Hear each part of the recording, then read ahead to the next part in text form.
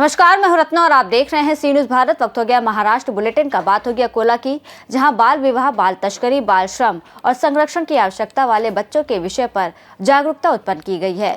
इसके साथ ही बात होगी डोंबिवली की, जहां महानगर पालिका के करीब 1000 ठेका कर्मियों ने अपने न्यायिक हकों की मांग को लेकर आंदोलन शुरू किया है।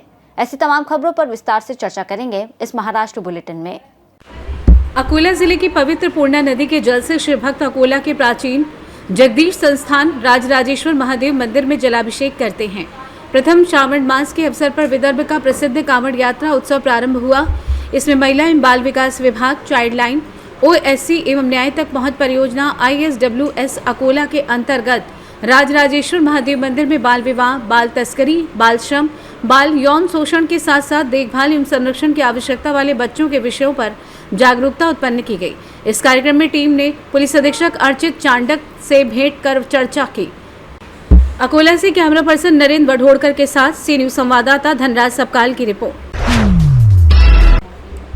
खबर धुले से, जहां कपडड़े गांव के लोगों ने ग्रामीणों को स्वच्छ जल मिले, ये सुनिश्चित करने के लिए कपडड़े गांव के छत्रपति शिवाजी महाराज चौक पर थाली नाद आंदोलन किया। पिछले 15 दिनों से सामाजिक कार्यकर्ता भूषण ब्राह्मणे ने कपडड़े गांव में स्वच्छ जल को लेकर शिकायत दर्ज कराई थी। बाद में प्रतिक्रिया स्वरूप गांव के लोग जलकुंभ पर चढ़ गए और शोले चाली में पानी के लिए विरोध प्रदर्शन किया। ग्राम पंचायत के निर्देश पर 2 ग्राम सभाएं भी हुई, लेकिन प्रदर्शनकारियों और ग्रामीणों को ग्राम पंचायत से स्वच्छ पेयजल के संबंध में कोई उचित निर्णय या स्पष्टीकरण नहीं मिला। इसलिए गांव में पानी की समस्या की गंभीरता से अवगत कराने के लिए आज कपडड़े कर लोगों ने छत्रपति शिवाजी महाराज की प्रतिमा के पास जोरदार थाली नाद आंदोलन किया। विरोध प्रदर्शन के दौरान भूषण ब्राह्मण, आत्माराम पाटिल, बालू नाना पाटिल, जितेंद्र पाटिल, भाटू आबा पाटिल, ललित बोरसे जैसे ग्रामीणों ने अपने विचार व्यक्त किए। प्रदर्शनकारियों में ललित बोरसे ने विरोध प्रदर्शन के लाभ के बारे में बताते हुए कहा कि जब पहली ग्राम सभा हुई थी तो जल जीवन मिशन के पवार साहब ने जवाब देते हुए कहा कि वहां की ग्राम पंचायत देवभाड़े बांध से पानी नहीं लेने दे रही है, इसलिए हम सोनगिर से पानी लाने का प्रस्ताव तैयार कर रहे हैं। लेकिन अगर आप देवबान बांध से गांव में पानी लाते हैं तो एक परिवार को पानी के शुल्क के रूप में 900 रुपये देने पड़ सकते हैं, लेकिन अगर वही पानी सोनगिर से लाया जाए तो लागत 3500 रुपये होगी। इसलिए उस ग्राम सभा में प्रदर्शनकारियों ने कहा कि हम इतना पैसा खर्च नहीं कर पाएंगे। प्रदर्शनकारियों के माध्यम से ये भी कहा गया कि अगर आने वाले समय में पानी उपलब्ध नहीं कराया गया तो विरोध प्रदर्शन तेज करने की चेतावनी दी गई है। इस दौरान नवल अन्ना पाटिल, अरुण दादा पाटिल, उज्जवल बोरसे, मिलिंद सरदार, भाटूवाड़ी, राजू माली, प्रेमराज गोसावी, रमेश माली, छोटू माली, दत्तात्रेय माली, भाऊ साहेब माली, प्रणव मच्छाव, ज्ञानेश्वर पाटिल, अमोल पाटिल, भूषण साईदाने, सुनील पवार, मनोहर पाटिल, दीपक भामरे, सचिन मोरे, विनोद भामरे, दुर्गेश पाटिल, अशोक पाटिल, पत्रकार जिजाब राव माली, जगन्नाथ पाटिल, विठोबा माली, विशाल सिंधे। इस अवसर पर भाऊ साहेब माली, प्रकाश माली एवं गांव के ग्रामीण बड़ी संख्या में उपस्थित थे। आंदोलन झाले आणि बऱ्याच जणांचं असं म्हणणं आहे का आपण या आंदोलनाचा काहीच फायदा होत नाही, हे सर्व मॅनेज होतील असं। पण मी तुम्हाला सांगतो, मागचे जे 2 आंदोलन झाले त्याचा फायदा काय झाला? आपलं देवबाना धरणात आपलं पाणी आरक्षित आहे, तरी संबंधित प्रतिनिधी देवबानाने नाकार दिल्यावर ते जामपड धरणात गेले।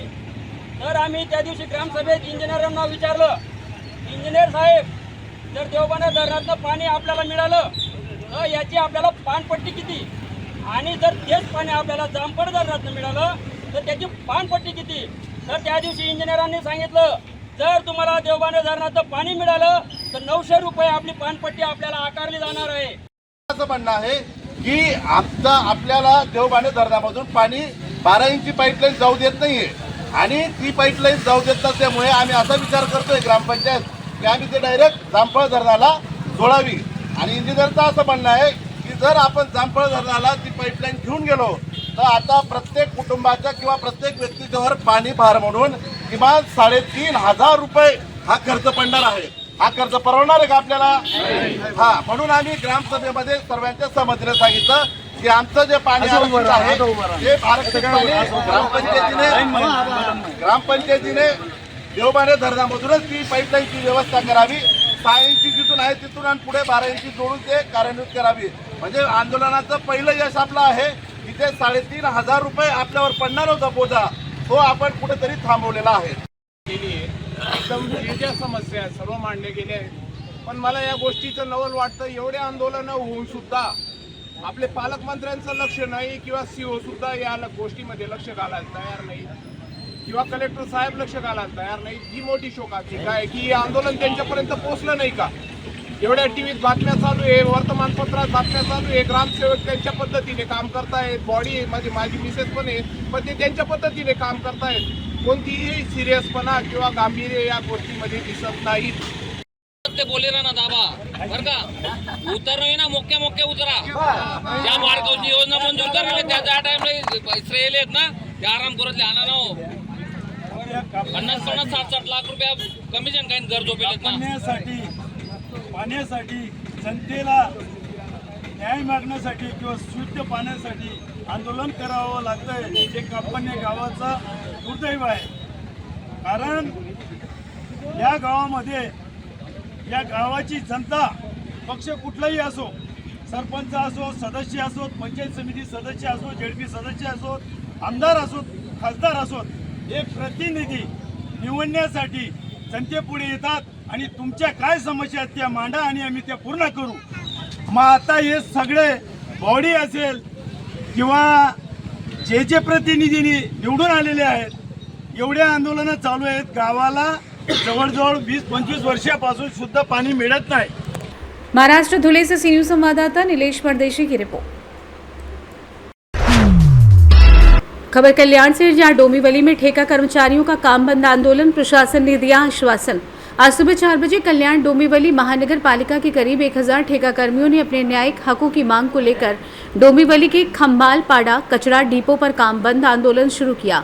इस आंदोलन में शिवसेना गुट के सभी पदाधिकारी और कार्यकर्ता कर्मचारियों के समर्थन में खड़े रहे।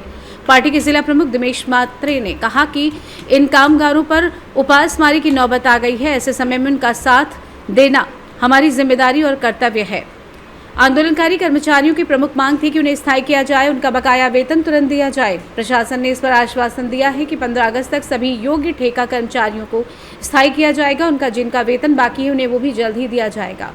कामगारों ने प्रशासन के आश्वासन को मान्यता देते हुए काम बंद आंदोलन स्थगित कर दिया और बंद कचरा गाड़ियों को फिर से शुरू करके अपने घर काम पर लौट गए।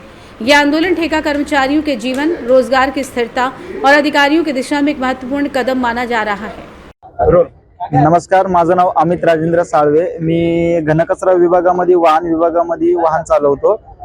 गेल्या 5-6 महिन्यापासून जी नवीन ठेका आलेला सुमित अल्कोप्लास्ट, त्याच्यामध्ये काही कामगारांना विनाकारण घरी बसवण्यात आलेले आणि बाहेरून या लोकांनी लोंडेचे लोंडे आणून बसवले। तर आज दीपेश मात्रे साहेब शिवसेनेतर्फे आलेले आहेत कामगारांचं प्रतिनिधित्व करायला। तर त्याच्यामध्ये असा निष्कर्ष झालेला आहे की या कामगारांना, जे नवीन कामगार आहे 1 वर्षाच्या आतमधले जे कामगार आहेत त्यांना घरी बसवण्यात येईल, जे की कुठल्याही प्रकारे पैसे कुणाकडे तरी त्याच्या मार्फत पैसे भरून लागलेले आहेत।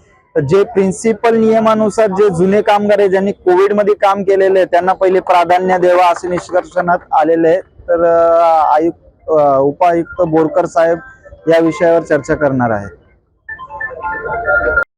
कल्याण डोंबिवली महानगरपालिकेमध्ये आतापर्यंत जे वेगवेगळे एजन्सी, खाजगी एजन्सींमार्फत कामगार कार्यरत होते कंत्राटी पद्धतीने, सदर कामगारांची मुख्य मागणी अशा स्वरूपाची होती की नवीन कंपनी सुमित एल्कोप्लास्ट या कंपनीमध्ये त्यांना सामावून घेतलं जावं। सदर मागणीच्या अनुषंगाने आज कामगारांनी काम बंद आंदोलन पुकारलेलं होतं।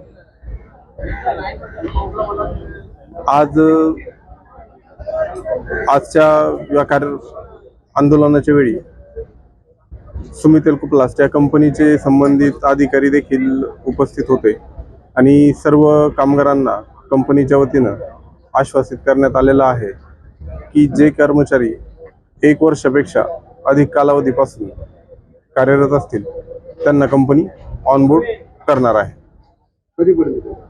15 ऑगस्ट पर्यंत करणार आहे। पगार देखील तात्काळ करण्याच्या सूचना सर्व संबंधितांना देण्यात आलेल्या आहेत। सदर अनुषंगाने महापालिकेच्या वतीने देखील आवाहन करण्यात येत आहे की अशा प्रकारे कोणत्याही प्रकारे पैशांची मागणी केल्या गेल्यास आपण तात्काळ पोलीस ठाण्यात गुन्हा दाखल करावा, तसेच महापालिकेला अवगत करावं. महापालिकेच्या वतीने देखील सदर प्रकरणात गुन्हा दाखल करण्यात येईल. सर त्यांच्यावर तुम्ही कारवाई करणार? नक्कीच.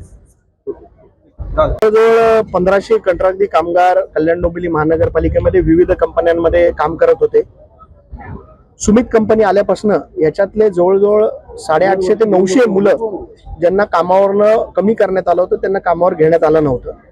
या कंत्राटी कामगारांनी आज इथे काम बंद आंदोलन पुकारलं होतं आणि त्याच्यासाठी त्यांनी मला संपर्क साधला.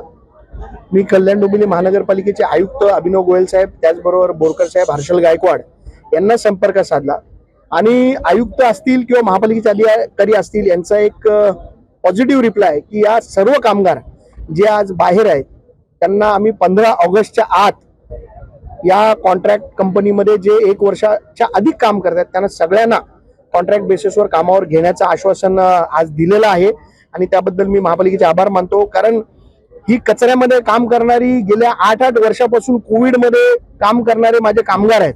डोंबिवली से सी न्यूज संवाददाता दीपक की रिपोर्ट। श्रावण मास में खानदेश परिसर में पहले या दूसरे रविवार को कानू माता का त्योहार बड़े उत्साह के साथ मनाया जाता है। शिरपुर में परिवार के सभी सदस्य दादा चौधरी और आबा विस्पुते के साथ शिरपुर की सड़कों पर बाहरी काम के लिए एकत्रित होते हैं। पहले दिन कानू माता को सब्जी रोटी का प्रसाद चढ़ाया जाता है, उसके बाद रास पूजा, उसके बाद रोट पूरन पोली और तीसरे दिन कानू माते का उपवास रखते हैं। वहीं शाम को कानू माते का सहपरिवार पूजा करता है और स्वादिष्ट कानू माते को प्रसाद चढ़ाते हैं। उसके बाद परिवार के सदस्य एकत्रित होकर प्रसाद ग्रहण करते हैं। इस प्रकार पूरा परिवार चाहे काम से बाहर हो, लेकिन इस कार्यक्रम के लिए परिवार के सभी सदस्य अपने मूल गांव को एक साथ लेकर आते हैं और कानू माता का रात भर भजन गाकर खुशी के साथ इस त्योहार को मनाते हैं। अगले दिन सिरपुर में कानू माते को ढोल नगाड़े बजाकर विदाई दी जाती है। शनिवार और रविवार को कानू माते उत्सव के संबंध में जानकारी वर्षा सोनार और दादा चौधरी ने दी है। ये खानदेश का माँ कानबाई माते का उत्सव होता है। ये उत्सव सावन के महीने में होता है। पहले रविवार को कोई नागपंचमी के आने वाला पहले रविवार को करता है। ये कानबाई माता ग्रामीण देवता, हमारे खानदेश की घर घर माता जी की पूजा होती है। इसको सब भाई बहन मिलकर ये त्यौहार को मनाते हैं। इस सावन के पहले रविवार के दिन शनिवार से ये महोत्सव शुरू होता है। ये महोत्सव की शुरुआत सप्ताह की पूजा विधि होने के बाद, बाजी बाकर के पूजने के बाद और गेहूं के रोट भवन के हिसाब से वो गिनती करने के बाद उसको हाथ की चक्की से जात्या से गड्ढा से पीसे जाते हैं। तो माता जी के गीत गाकर उसको मनाया जाता है, आनंद लिया जाता है। महाराष्ट्र सिरपुर से सी न्यूज संवाददाता ईश्वर मोरे की रिपोर्ट। नांदेड़ दक्षिण के लोकप्रिय विधायक आनंदराव पाटिल बोंढारकर के जन्मदिन के अवसर पर कीर्तन और अभिनंदन समारोह।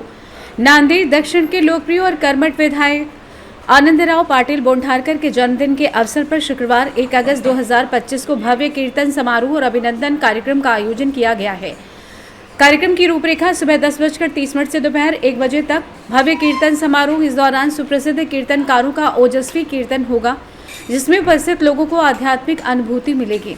दोपहर 1 बजे से रात 8 बजे तक जन्मदिन अभिनंदन समारोह, भेंट मुलाकात और स्नेह भोजन। इस सत्र में सभी कार्यकर्ता, हितचिंतक और नागरिक विधायक को जन्मदिन की हार्दिक शुभकामनाएं देंगे। उपस्थित सभी गणमान्य व्यक्तियों और नागरिकों के लिए स्नेह भोजन की व्यवस्था की गई है। येत्या 1 तारखेला नांदेड दक्षिणचे लोकप्रिय आमदार आदरणीय श्री आनंदरावजी तिरके बोंढारकर यांचा वाढदिवसाचा कार्यक्रम मातोश्री मंगल कार्यालय या ठिकाणी ठेवण्यात आलेला आहे आणि या कार्यक्रमाला आशीर्वाद रूपी